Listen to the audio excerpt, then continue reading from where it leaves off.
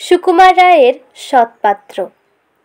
শুনতে পেলুম পোস্তা গিয়ে তোমার নাকি মেয়ের বিয়ে। গঙ্গারামকে পাত্র পেলে জানতে চাও সে কেমন ছেলে। মন্দ নয়, সে পাত্র ভালো, রং যদিও বেজায় কালো। তার উপরে মুখের গঠন অনেকটা ঠিক প্যাঁচার মতন। বিদ্যে বুদ্ধি বলছি মশাই, ধন্যী ছেলের অধ্যাবসায়। 19টি বার ম্যাট্রিকে সে ঘায়েল হয়ে থামলু শেষে।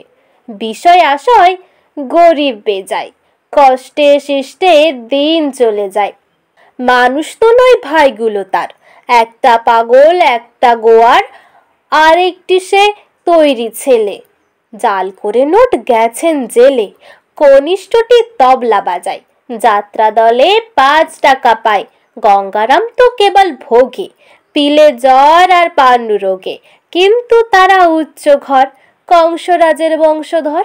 শ্যামলাহিরি বন গ্রামের, কি যেন হয় গঙ্গারামের।